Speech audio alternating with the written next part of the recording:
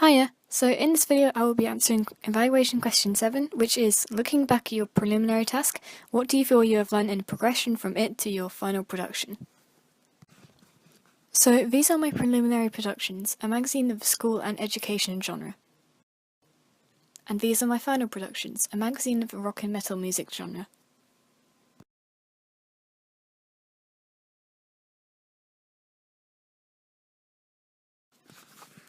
So first of all, I developed it through more elaborate research and planning. Some of the areas for this include analysis, observing conventions and how I could break them to create a more unique product, and the use of technologies to improve as the product progressed.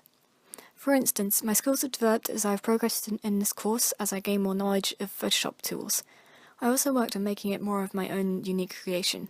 So in my prelim production, although I took on my own photographs for the front cover and contents page, some of the images, such as the pile of books, were improvised and didn't look very professional. In my opinion, my prelim wasn't as consistent in this way, and I think that my final production was a lot more successful because of the meticulous planning and the idea development that went into it. For example, specifying the costume my models would wear in the photo shoots in order to appeal to the target audience and chosen social group as much as possible. Although my prelim was still relatively successful in this way, including models of only the student age range, I think my skills developed a lot more over the course of the research and planning for my final product, and it was a lot more thought out. I produced work that was more similar to those of professional standards as I gained a detailed knowledge of the conventions often seen in real media products of the rock and metal genre. I paid a lot more special attention to these conventions in the real production than in the prelim, because while in the prelim I did research in the form of the analysis of existing magazines, I didn't really give the genre and design I would need a lot of thought, whereas in the final production I spent a lot more time going in-depth into what exactly it was about these conventions that appealed to the target audience best, along with some I might challenge to make it unique, and I decided on the design and how to make it more professional from there. So did I actually manage my time efficiently?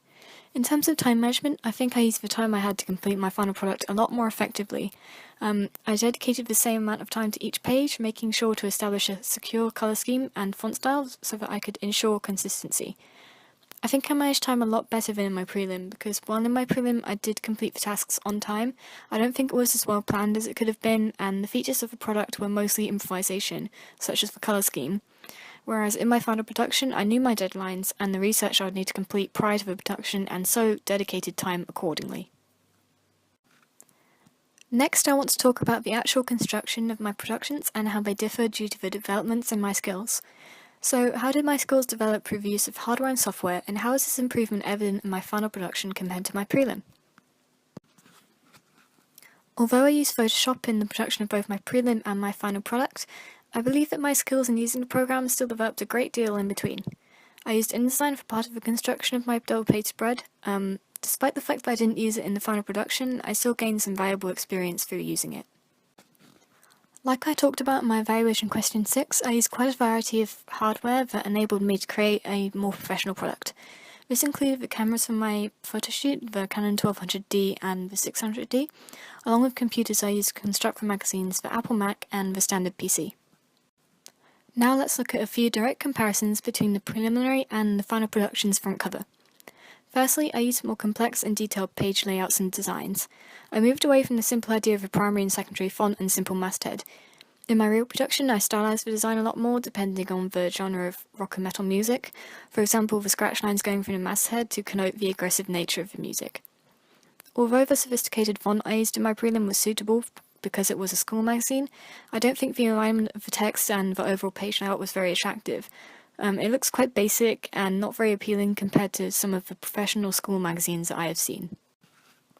My photography composition improved as I thought a lot more about how my subjects were posed in the final production's photoshoot than in the prelim, as the prelim was composed mostly of improvised shots in the school. I think I improved a lot more on the grounds of colour composition and coordinating my models' costumes, making photos that were a lot more aesthetically pleasing and attractive to the target audience. My studies in aerial photography also helped a lot because as I progressed in that course, it gave me further knowledge of the equipment and the photography techniques that helped me when it came to setting up a photoshoot for my media product. By this point, I already had the knowledge of cameras such as the aperture, ISO, light sensitivity, and the exposure I might need, as well as the studio lighting, making my photographs appear a lot more professional than in my prelim when I didn't have as much skills.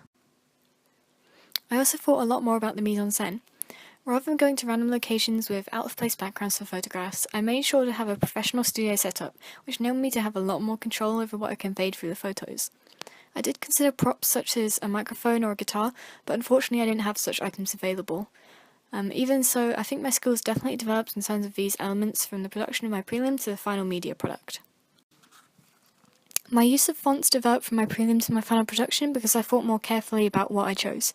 As you can see in the prelim, the fonts are, although quite formal to suit the school magazine theme, simple and not very unique, whereas in my final production I made sure to think about the specific connotations the fonts I chose may carry. For example, the masthead being in a big bold font that I then stylized myself later. My use of models was also a bit more varied in my final production, as I included a male model rather than just females that I knew to make the targeted audience as open as possible, so I had more potential buyers. I also made sure to dress my models in costumes that connoted the genre of rock and metal music and the social group casual rock. For example, the check shirts that are a common fashion choice for this group. In my prelim production, on the other hand, I didn't consider this as in-depth, as I just went with the clothes they were wearing already, and I didn't take the setting of the school into account. A more suitable choice would have been a uniform. Overall, to what extent do I think that my skills have developed? Well, in terms of all the factors I just described, like the page layout, images, fonts, etc., I think I've improved a lot, as in my prelim, although I was already familiar with the programs I used to make the magazine, I didn't have as much knowledge of how magazines are constructed to appeal not only to the target audience, so the age range, gender, etc., but the social group as well, mine being casual rock. I learned to give my magazine a more unique style instead of the usual generic conventions, even challenging a few to make it appear fresher to buyers who are looking for a more niche magazine to suit their tastes. But if I had more time to improve this media product further, what would I change? If I had more time, I think an aspect I would definitely like to spend more time on is the use of additional cell lines. I noticed after production that in comparison with usual rock and metal magazines, mine was lacking. I have a few on the right hand side, but the rest of it looks relatively spacious, whereas typical rock magazines usually have crowded front covers to give the impression that the magazine is packed full of features. I think I could have fitted in a few more on the bottom left corner of the main image maybe, so it wouldn't obscure the image too much, but it would appeal more to readers who are looking to get good value for money. However, despite this limitation, I think my final production has obviously developed from my prelim, with improvements in skill and knowledge of how to take advantage of the programs I was using to create an effective magazine that appeals to the target audience.